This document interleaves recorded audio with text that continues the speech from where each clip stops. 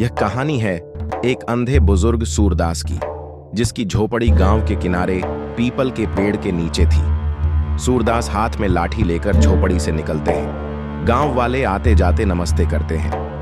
राम राम सूरदास बाबा। सूरदास मुस्कुराते हुए, खुश रहो बेटा, भगवान भला करे।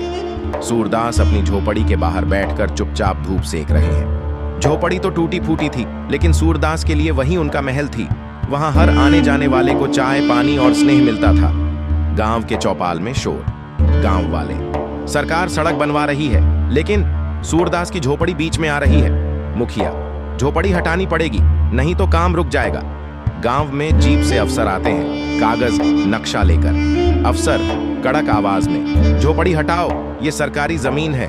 अंधा है तो क्या हुआ, कानून सबके लिए बराबर है। गांव वाले चुप हैं। सूरदास चुपचाप बैठे हैं, उनकी लाठी जमीन पर टिकी है। सूरदास खड़े होकर बोलते हैं, धीमी लेकिन मजबूत आवाज में। सूरदास, बाबूजी, ये झोपड़ी मेरी माँ जैसी है। इसे तोड़ोगे तो जैसे मेरी सांस टूटेगी। मैं हटूंगा नहीं। सन्नाटा। अधिकारी गुस्से से जाते हैं। अगले दिन झोपड़ी के पास ट्रैक्टर और मजदूर खड़े हैं। झोपड़ी को हटाने का आदेश आ चुका था, लेकिन उसी दिन कुछ बदला। गांव वाले सूरदास के सामने आकर खड़े हो जाते हैं। राजू, गांव का लड़का, अगर सूरदास बाबा की झोपड़ी तोड़ी तो पहले हमें हटाओ। महिलाएं, बच्चे, किसान सब एक साथ कहते हैं, झोपड़ी नहीं हटेगी।